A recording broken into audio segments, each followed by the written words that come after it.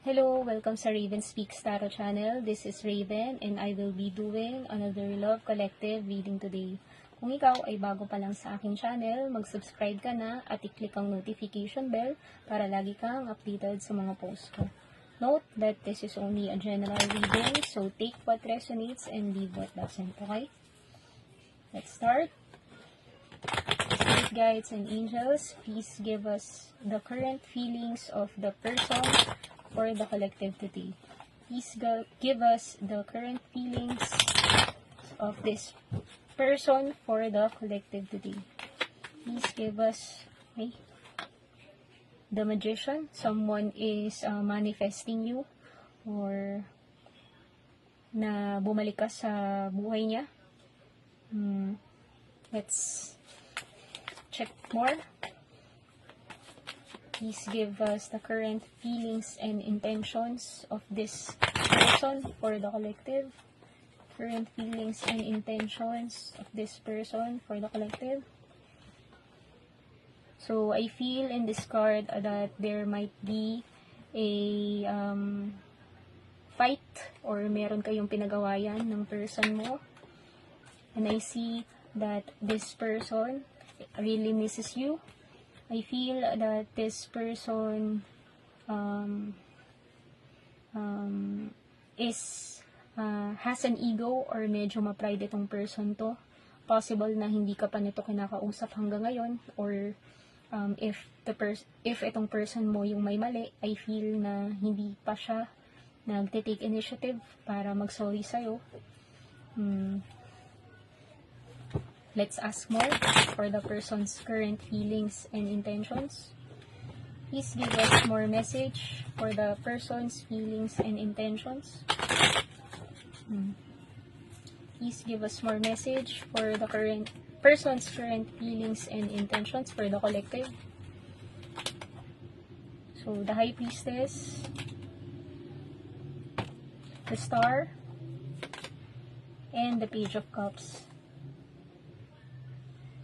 At the bottom of the deck, Queen of Cups. I feel that this person really loves you and is really passionate towards you. I feel that this person already wanted to message you, since I see that there is already an initiative to message you, the Page of Cups. So, whatever the conflict or yung problema nyo sa isa't isa, I see that this person is wanting to test the waters and to see if you will reply to his or her message back sa'yo. And I see that this person wanted to fix things or patch up na sa'yo para magkaayos na kayong dalawa. So, I feel that this person really loves you. However, he's the type of person which is ma-ego. So, he's not, siya yung taong hindi marunong mag-express ng emotions niya and feelings niya. Medyo cold yung person mo. Type of person, or siguro hindi emotionally matured. But I feel that this person really misses you and wants to speak with you na, or kausapin ka na agad. So, let's ask what's the hidden truth. Let's ask what's the hidden truth of this person sa'yo. Please give us a message. Please give us a message. I'm grateful for the spiritual lesson. I know exactly what I was doing. I feel you leaving me behind. At the bottom of the deck, I want to be more than friends.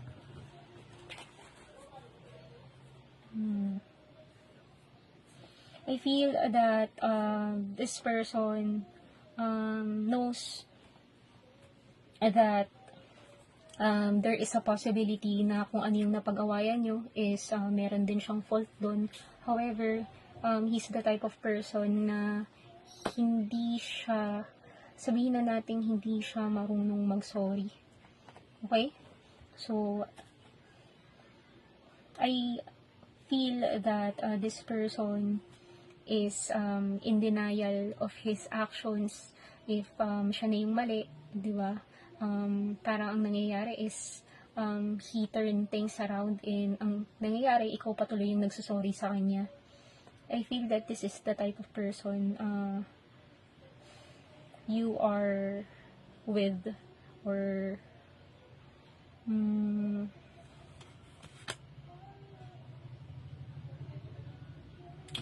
ano pang titingnan natin?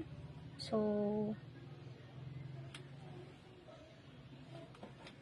let's ask the Island Time Wellness for more message. Please give us more message for the collective. Please give us more message for the collective. Please give us more message for the collective.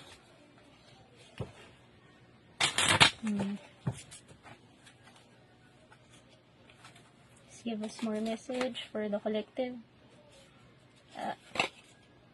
Seduction, attraction, flirting, dating, hooking up, temptation, third party, interference. Lightning, sudden change, shocking news, surprise, epiphany, transformation. Photograph, looking at your photos, missing you, nostalgia, making new memories. Camera, reminiscing, keepsake, perception, learn from the past, make memories. So, I feel in this card that there is possible that yung conflict nyo is meron kayong napag-awayang third person or possible na ikaw yung nagselos, kaya kayo nagkaroon ng away or vice versa, or siya yung possible na nagselos. So, I feel that since there is a separation with you two, I feel that this person is is ma-pride, kaya hindi ka pa niya nakakausap hanggang ngayon. But I feel that this person is really missing you a lot, is checking out on your photos.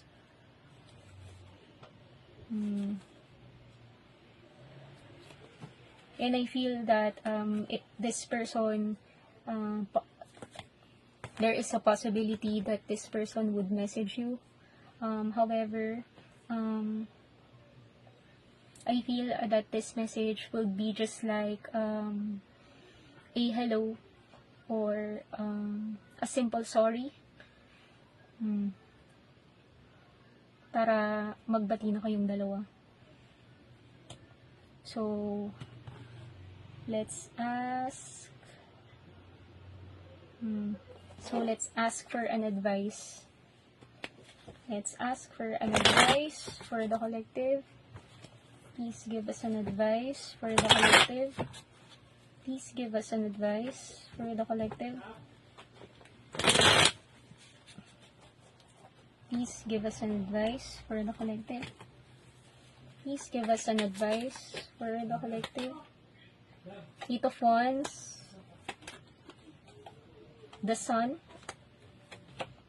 and the Magician.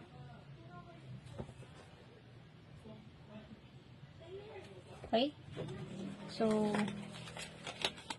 here I see that there would be a lot of communication sa inyong dalawa. There would be a back and forth communication sa inyong dalawa. And I see that there would be a good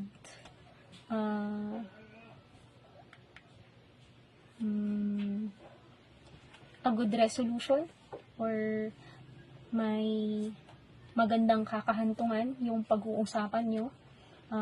Possible na nagbalikan kayong dalawa and i-continue yung relationship. I feel that this person is wants to be back in your life, and I see that this person will do anything, will do what it takes para magbalikan kayong dalawa.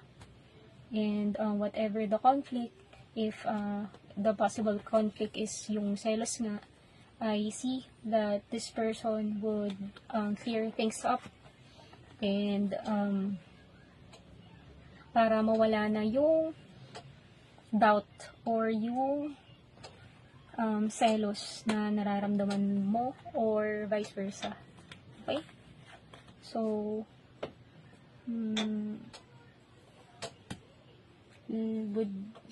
magtatanong pa ba tayo ng advice from the angels? Okay. Spirit guides and angels, please give us an advice for the collective. Please give us an advice for the collective. Ay. Spirit guides and angels, please give us an advice for the collective. You're ready. Success. And at the bottom of the deck, in the near future. So, I feel that there is a success with regards to the communication that this person will be doing. And I feel that your relationship will move forward and you will be back together.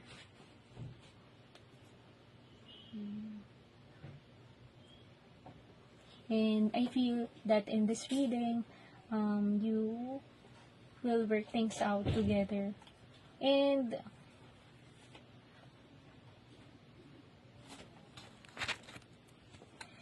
I feel that maayos nyo rin dalawa ang inyong problema. So, ayun lang. Thank you for watching this video and I'll see you soon on my future readings. Love and light.